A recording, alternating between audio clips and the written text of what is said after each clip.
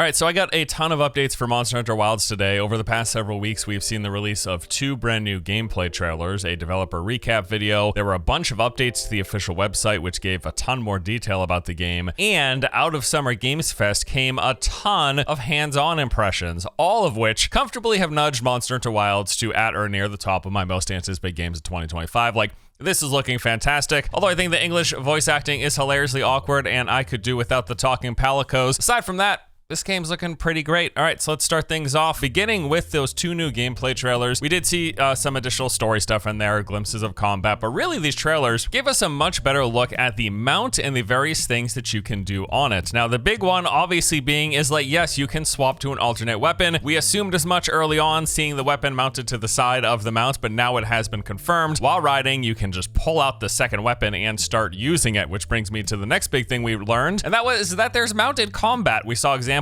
of both ranged and melee options, with the character attacking with a ranged weapon from the back and then swiping with a melee weapon, even doing a dismount attack, which was really cool to see. We can also use consumables while riding. We can gather objects from a distance with the hook slinger. We also saw interactions with environmental objects, like dropping rocks onto a pack of pursuing monsters. And lastly, we saw that you can clearly summon and jump on your mount while in the midst of combat. This happened on a few occasions throughout both trailers. So pretty cool stuff. The mount is going to do most of everything that you can do, but you can't do all your move sets. There's probably only gonna be a handful of attacks that you can do from the back of the mount, but nevertheless, 3 new monsters got revealed and named. So first there is the Dasha Guma. This is that super aggressive fanged monster that's very bear-like. We see it standing up on its hind legs with a very bear stance. These look to be able to travel in packs. There was the Chadacabra. This was that armored frog gorilla-looking hybrid with that super sticky tongue it's constantly lathering itself with. Apparently, it's got this adhesive saliva that it will use to affix stones to its forelimbs, making for stronger attacks. And then there were the Balahara. These are leviathans that live in the desert, the ones that were almost swimming through the sand. They shoot this tar-like substance. I'm assuming it slows you down, at least damages you. And then they can create these quicksand traps, and they also appear to travel in packs. Once again, in these trailers, they also showcase their dynamic changing weather conditions with the sand and lightning storms rolling in. This is going to play a big role in the game, which we learned a bit more details about later on. We got a short glimpse of the new focus mode that gives us precise control for aiming, even for defensive and melee attacks. And then we saw a glimpse of multiplayer returning, with a player shooting up an SOS flare, calling in for reinforcements. And here it was at least alluded to that we're gonna have group sizes of up to 4. This too was later confirmed in some of the coming details. All right, so next we've got the overhaul to the Monster Hunter website, which might not sound like much, but they actually give us a lot more details in their various sections. So let's take a look. So first off, there's these changing environments. So it was described here that each hunting region will feature 2 dynamically changing environments. In interviews, I've heard this referred to as the desolate and the abundant phases. So when a region is in its desolate phase, it's going to be harsh, a bit more barren. The monsters will also be more aggressively fighting, as there are limited resources available. However, when it changes over to the more abundant phase, that region will then be lush, more likely to be full of plant life. Some monsters might become more docile, while new ones might appear, and also new resources will become available as the area again is more abundant. So there's going to be new things for players to collect. Basically, how it works is that as a region changes from one phase to another, not only will it be visually different, as we saw in that initial reveal trailer, but also the monsters, wildlife, plants, and vegetations will be changing as well. Monster herds. It's been typical in Monster Hunter games to see large packs of smaller creatures running around. Well, in Wilds, many of the larger monsters will be roaming in packs or herds as well. In addition, Wilds will be continuing and expanding upon their ecosystem mechanics, with creatures fighting for territory, having particular enemies, and quarreling over food. Let's talk about the mount. Beyond acting like a transportation vehicle, this comes with a bunch of other additional useful features, many of which we covered in those initial trailers, but there's some more details here. For one, it can automatically guide you to your current objective or any location that you've marked on the map. Now, the lore reason for this is that it's got a great sense of smell, but that automatic means automatic. You pick somewhere to go,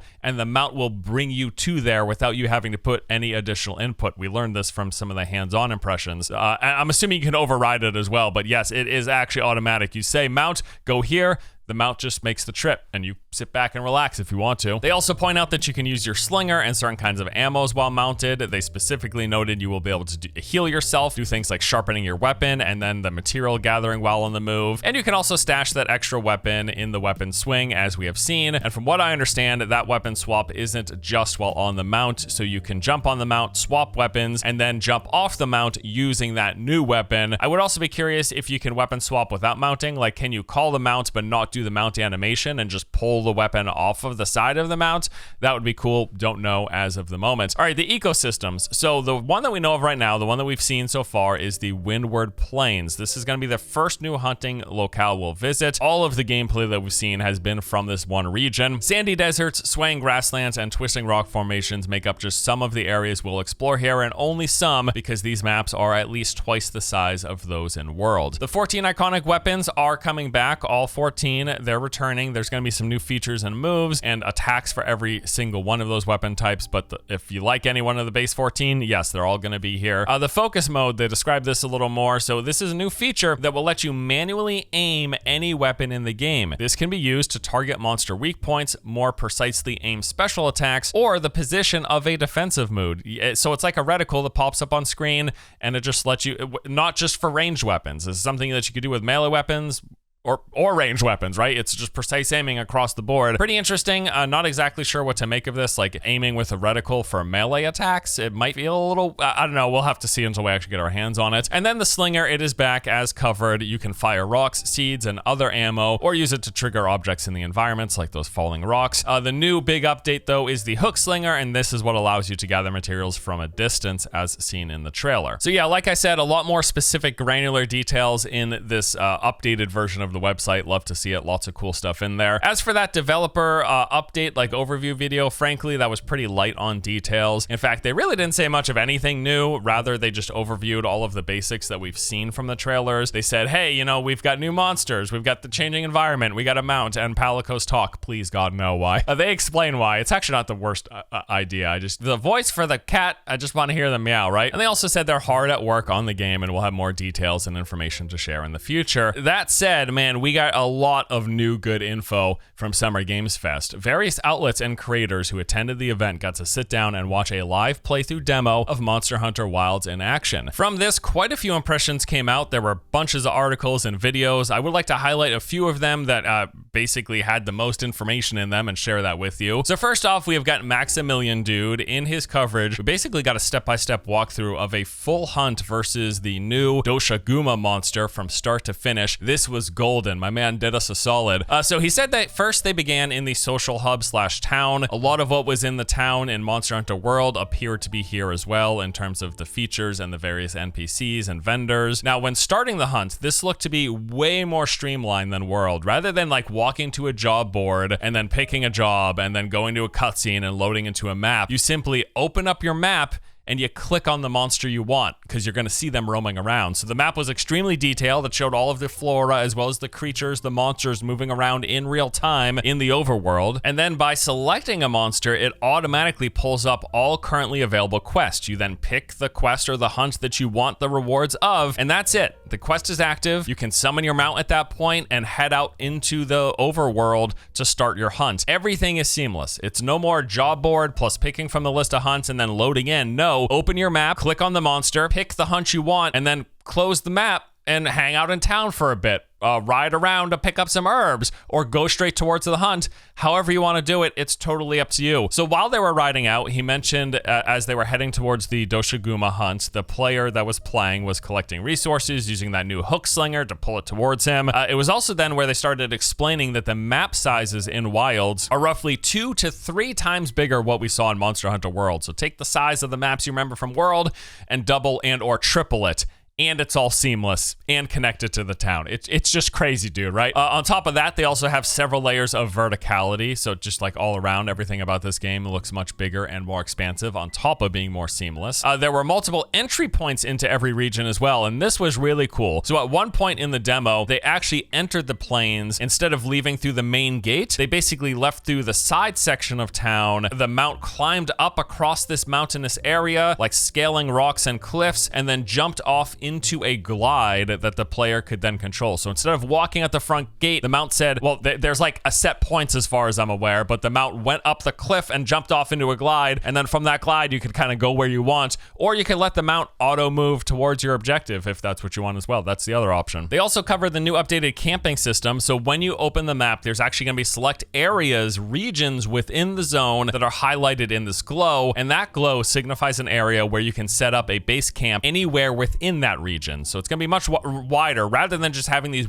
exact specific location spots that you have to go to and then activate, and then a camp is there permanently in this exact one location. You can place a camp anywhere within these highlighted areas, which give players far more options as to where the camp goes. They showed it in action. Basically, you move to the highlighted area. Once you find a spot you like, you select it, and then palicos show up and they quickly build a camp, and then it's a functioning camp, just like it was in World. These act as checkpoints, as fast travel spots. However, they did note that these mobile camps can be destroyed by monsters, so you're gonna have to pay attention to make sure no big behemoths walk through and trample it, essentially. Now, eventually, after they were done doing some exploring and explaining of these different systems, they finally tracked down the Dosha Guma and started fighting it, and Max had a few notes from this fight. He said that mounting is back. You can mount onto monsters, slashing away at them, eventually getting a big topple attack. There was also new topple attack animations for every weapon. There's new sneak attacks, like in World and stuff. You could sneak around and crouch and be undetected and then like get a surprise attack, but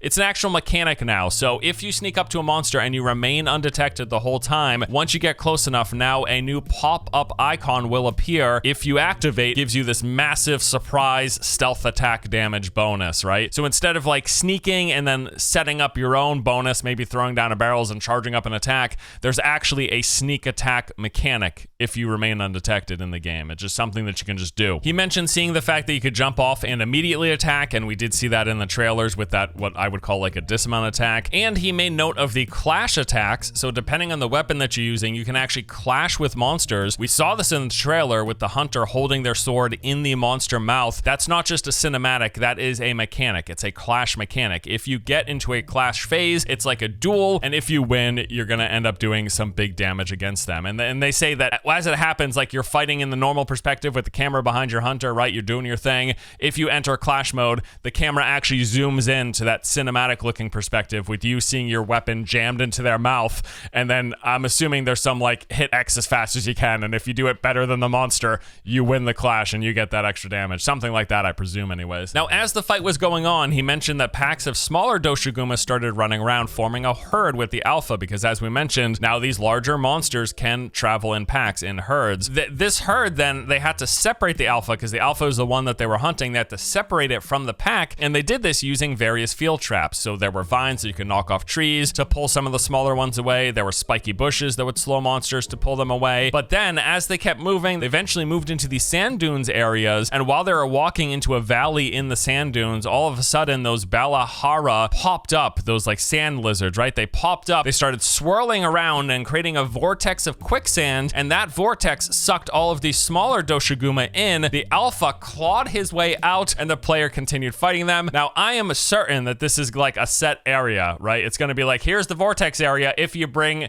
enemies here, then the what are they called? The sand lizards are going to come in and they're going to make a vortex, or maybe they can do it. It's not guaranteed, but either way, I'm assuming this isn't just something that can happen anywhere within the desert, but regardless, it's a cool additional mechanic, and I assume other things like this throughout that map and the other maps are going to be present that you can lure packs into to separate the packs from the alpha that you're trying to hunt. He made note that generally combat looked and felt grounded and slow-paced along the lines of World. Also said that during the hunt, that's when the sandstorm started rolling in that we've seen in the trailers. You could see it coming from a distance. It then quickly engulfed the area, darkening the sky, changing the whole color palette of the region. And then lightning strikes started happening all around. This created new hazards. Monster behavior changed. Monsters were getting struck by lightning. The player could get struck by lightning. So the fight continues. More monsters showed up, including that crazy lizard dragon from the trailer. The player lured the Doshiguma towards the dragon's den, and then they got into a turf war, fighting each other for a while. While that was happening, the storm then cleared up, and with it, and this is super cool, as the storm left, it actually swept away a lot of the sand from the desert region and revealing underneath it a ton of plant life. Max said it felt like they were sort of moving into a spring season. More wildlife started showing up, and as we learned, other new resources are also available as well. The player then called in an SOS chest with a flare. 3 other players showed up, although this was AI in the presentation. Eventually, the monster got low enough that it ran back to heal. They followed it, tossed a few barrels, because you can now pick up and like throw barrels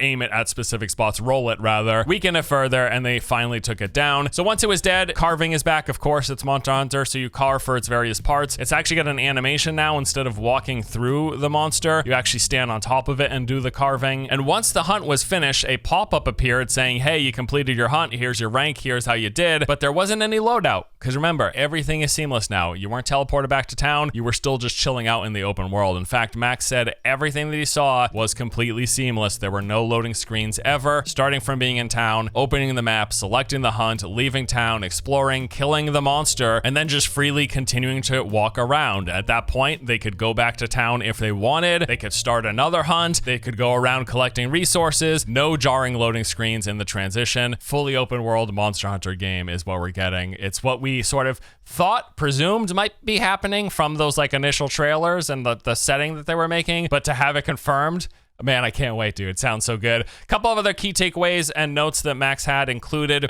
He said that this was his game of the show. He thought it looked amazing. There were some performance issues, although it's worth noting they have like a year to iron those out, fortunately. Overall, though, despite some performance issues, he said overall it looked quite polished, very next gen. Great animations for the hunter, the monsters, the riding, the mount, the attacks. Everything looked top notch. He made note of dynamic music that would change depending on what was happening. So there'd be like basic environmental music, and then music during a chase, and then music during combat. Super detailed cooking is back. He also said that he thinks this is going to be Capcom's biggest game ever. It's one of the most impressive that he has seen this generation from anyone, and he predicts it's going to, quote, take over the world. My guy doing a good job of hyping this up, right? That was Max's overview. He had quite a lot, but there was a bit more info that we got from various other previews. So next up, we've got IGN. In their preview, they said that Monster Hunter Wilds looks to take everything World did and then pushes it one step further. So where World got rid of those individual zones in each hunting region, Wild removes loading screens between regions and the base town completely. None of those like we've covered. IGN also really laid into how seamless this experience was, saying that there were no loading screens ever. The entire 30-minute demo from being in town and preparing to taking down the monster and exploring was completely 100% seamless. I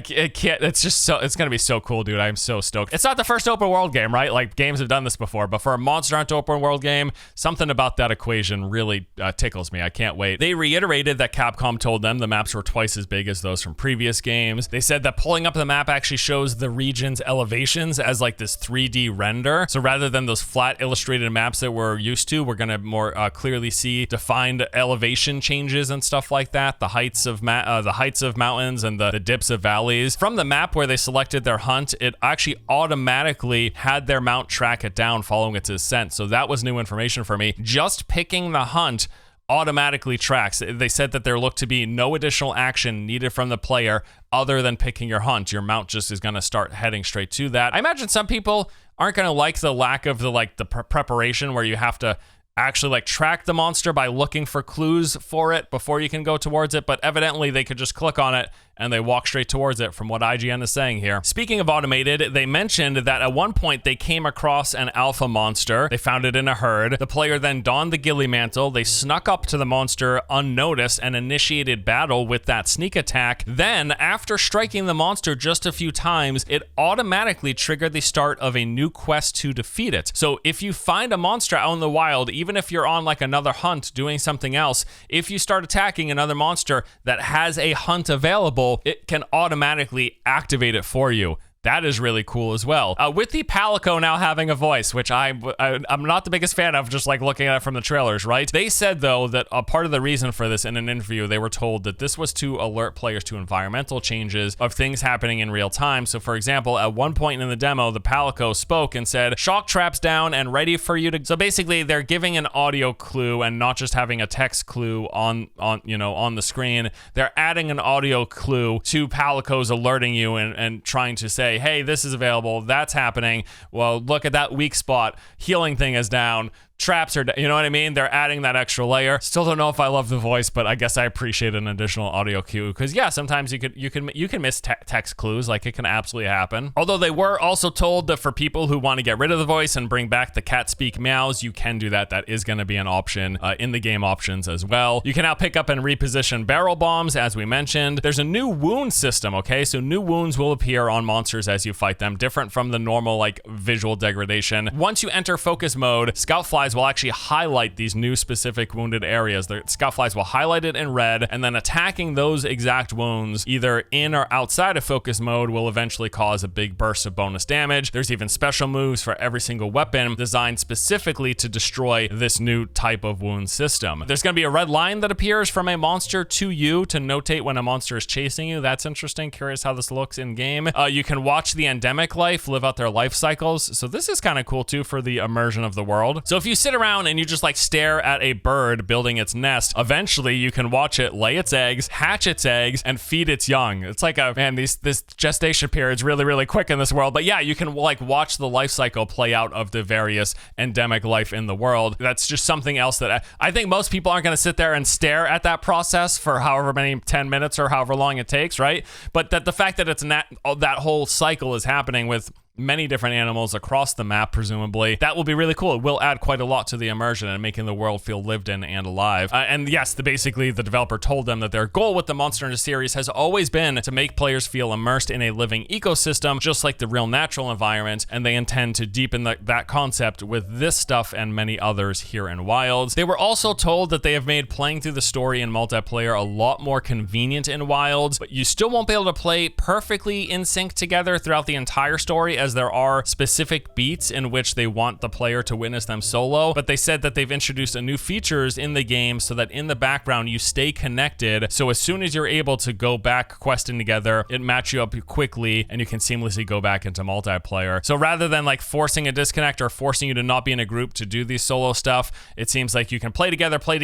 If you come up to a point where you both have to do this part of the story solo, that can happen. But then once you're both done, you're just going to be grouped right back together. So those were the two like most detailed previews. There's one other I'd like to highlight here really quick. So Andrew Ross of my favorite MMO news site, Massively OP, he had this to say about Wilds. He said, while everyone will be able to appreciate some of the additions to the game, I think MMO players in particular will be excited. Hey, now you're talking my language, bro. Now, before you start thinking Wilds is an MMO, know that it's not. We are still talking about 4-player co-op, but what we do get now is an open, dynamic world. Unlike in other Monster Hunter titles, the town isn't a separate instance area. You walk out the gate, you're in the world, and there will be monsters to hunt. So I do get what he's saying though, and I think maybe this is part of like the unspoken thing that I couldn't quite put my finger on earlier. There's just something about just the level of detail and the gameplay loop and the systems and the immersion within like Monster Hunter World, for example. That's just the Monster Hunter game I'm most familiar with. I am a newbie to the series, happy to admit it, right? But there's something about that game and the idea of that then being expanded into an open world. It just feels I know it's going to be super immersive. I don't know anything, but I assume it's going to be super immersive based on my experience with Wilds and everything that I've heard and read about and seen from the previews, from the gameplay trailers, from these hands-on demos, from the interviews. It just sounds like all the pieces are falling into place for like a potentially stellar game. Like, I am super pumped. Really, there's no other way to put it. He did have a few notes as well from his time with the preview that I want to highlight here. So this is actually where I learned that you can now make meals in the field specifically. So in the past, this was restricted to towns and bases. Cooking the field was restricted to meat. Now you can make full-on meals. The meals, the super buffs that you get in, that can happen while you're out in the field. Awesome to hear. The map wasn't just big, but also very populated. He mentioned that there was a ton of different, all the endemic wildlife you're going to see. You're going to see all the big creatures moving around. You're going to see the flora and the fauna. Big map, lots to it, lots to explore. He mentioned that when the storm moved in, he actually had some specific examples of changes that took place. So as the storm came in, the herbivores left the location. Thunderbugs showed up, and these actually could act as lightning traps. And then lightning was also randomly striking not just the monsters, but it could also hit you. There'd be like a detection quickly, like on the ground, and you'd have to dodge out of the way before it strikes. He mentioned the fact that monsters can now set traps. like there's the new Balahara Leviathan being one of them, creating those deep sand traps. Apparently other monsters are going to have other similar mechanics where they can set their own traps, which you can use to your advantage, or you can end up falling into. And then what looked to be glowflies appear to tip you off to wildlife that may shock or stun monsters, or ledges you can grapple with. There'll be certain trees you can knock down to tangle up monsters, or you can run into tight spaces to avoid monsters, but glowflies are back, or something like glowflies, tipping you off to things in the environment that you should pay attention to. And then also apparently this was confirmation that you can call in NPC hunters. Now initially I was told, I read that these NPC hunters were there just for the demo, but apparently no, this is going to be a new feature in the game. So if you want more people helping you, but you don't want to deal with other players or whatever, you apparently can now have NPC hunters join alongside you. That wasn't just a demo thing. Evidently, it's going to be a mechanic. It sounds cool for people who don't want to play with other people, right? Or whatever. All around, dude, this game is looking great. Wilds looks fantastic. Again, easily at or near the top of my games for 2025. Super pumped for this one. That does it for today's update, though. A lot that we went through there. Hope you guys enjoyed it, and I'll see you in the next one. I will be covering this game more in the future. You can count on it. Thanks so much. See you guys later. Take it easy.